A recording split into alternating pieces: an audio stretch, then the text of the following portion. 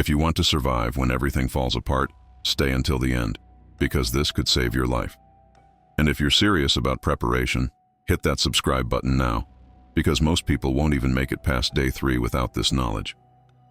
Let me ask you something. Could you build a shelter if your life depended on it? Could you make fire without a lighter? Could you turn filthy, contaminated water into something drinkable? Most modern men can't. And that's terrifying, because your great-great-grandfather at 15 years old knew more survival skills than the average adult today. Somewhere along the way, we stopped teaching this. We stopped caring. We got soft. We got dependent on stores, electricity, and conveniences that could vanish overnight. But you're here, which means you're not like most people. You understand that knowledge is the only thing that can't be taken from you. So today, we're going to fix that gap. We're going to cover the 3 foundational survival skills that could mean the difference between life and death: shelter, water, and fire. And we're not talking about luxurious camping setups. We're talking about real survival, using basic, affordable tools that anyone can access. Because if you can't do it with simple gear, you won't be able to do it when things get desperate. And trust me, when disaster strikes, desperation is all you'll have left. Let's start with shelter, because exposure kills faster than thirst, faster than hunger, faster than you think. Hypothermia can set in within hours in the wrong conditions. Your body loses heat 25 times faster when wet. That means rain, sweat, or even heavy dew can become a death sentence if you don't have protection. And yet, most people have no idea how to build even the most basic shelter. They'd freeze to death surrounded by trees and resources simply because they never learned. But you're going to learn. Right now. The simplest and most effective emergency shelter comes from something dirt cheap and incredibly versatile: a military-style poncho. You can find these at any surplus store, online, or even at Walmart.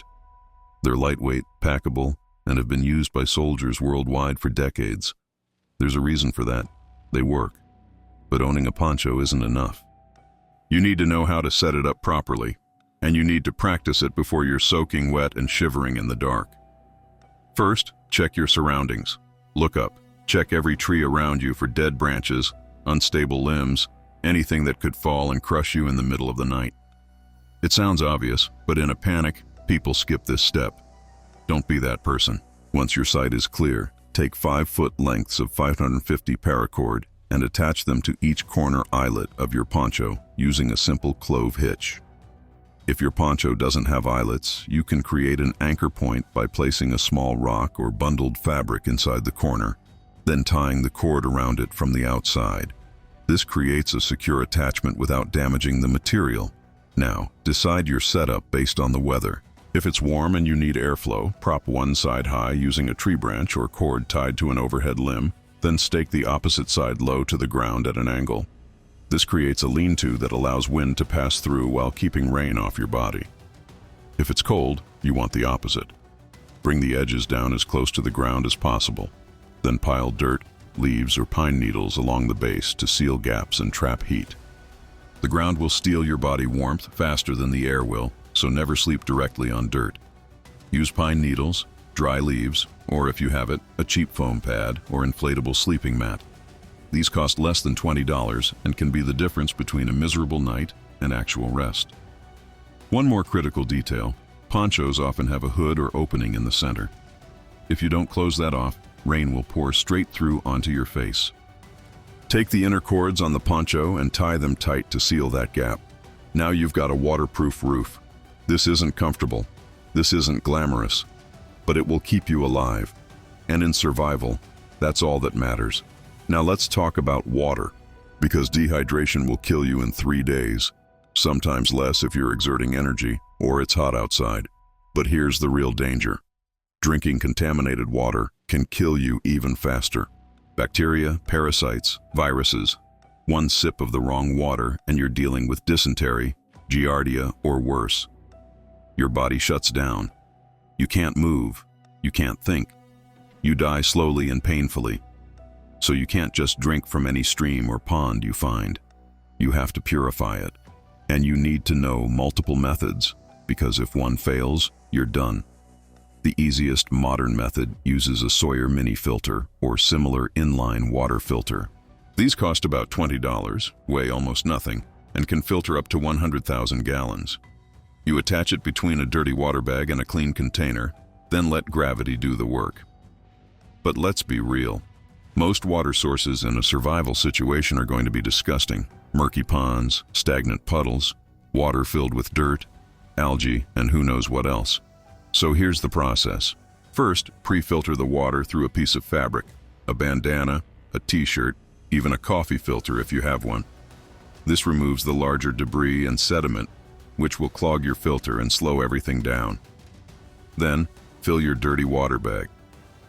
If you don't have a dedicated bag, you can use a cheap collapsible water bladder, a plastic bottle, or even a heavy-duty freezer bag in a pinch.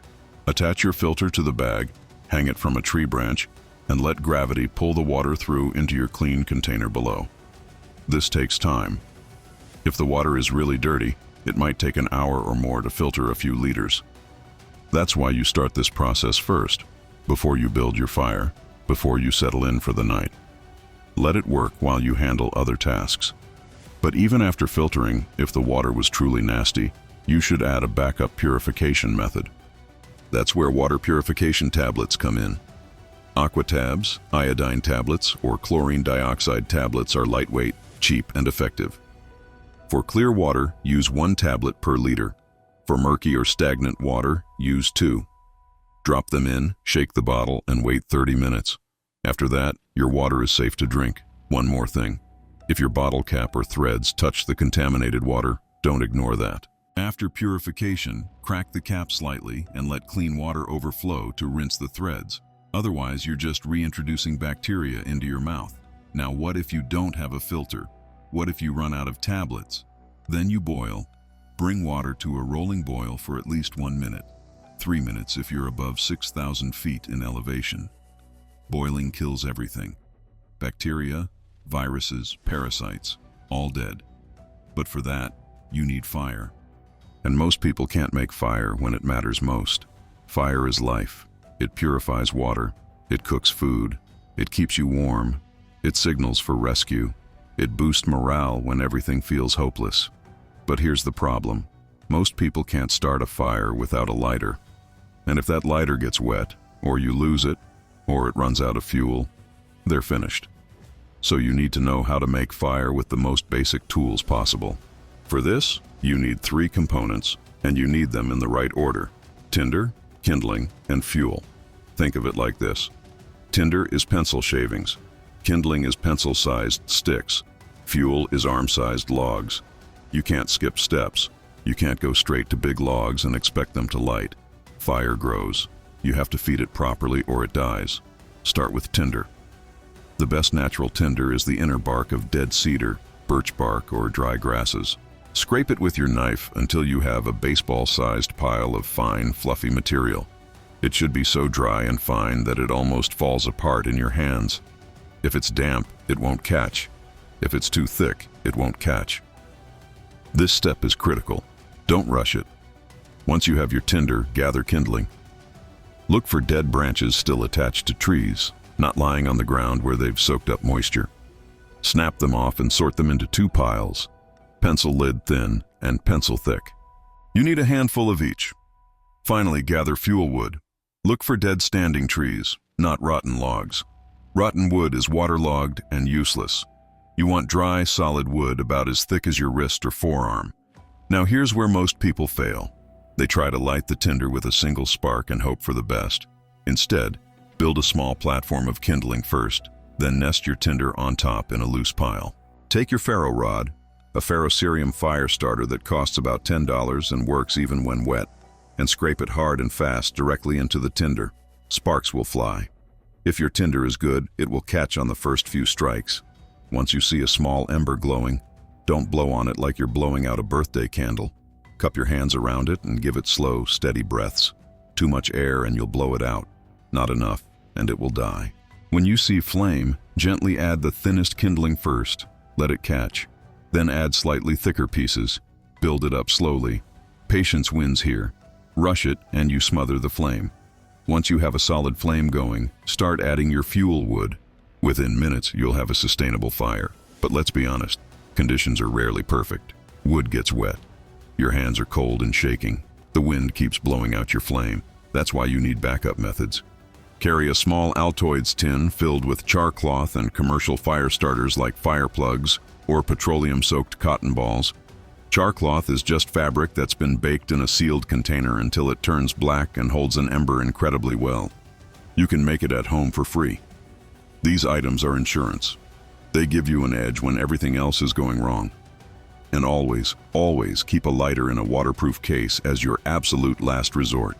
There's no shame in using it if your life depends on it. Here's what most people don't realize. Survival isn't about being the toughest or the strongest. It's about being prepared. It's about practicing these skills now, while you're safe and comfortable, so that when everything falls apart, your hands know what to do, even if your mind is panicking. Your great-grandfather didn't have YouTube tutorials or detailed guides. He learned by doing. He practiced until it became second nature. And that's exactly what you need to do. Go outside this weekend, set up a poncho shelter in your backyard, filter some water from a creek, start a fire with a ferro rod. Do it once, then do it again, then teach someone else. Because knowledge that isn't passed down is knowledge lost. And when hard times come, and they will come, the people who survive won't be the ones with the most gear. They'll be the ones who know how to use what they have. Don't just watch this video and move on. Act. Practice. Prepare. And when you're ready to go even deeper, check the pinned comment below. There are guides, checklists, and resources that will take your survival skills to the next level. If you made it this far, you're already ahead of 99% of people. But don't stop now. Subscribe, because we're building a community of people who refuse to be victims when disaster strikes. Hit that like button, drop a comment with your biggest survival question, and share this with someone who needs to see it. Because the people who survive aren't the lucky ones. They're the prepared ones. And now, you're one of them.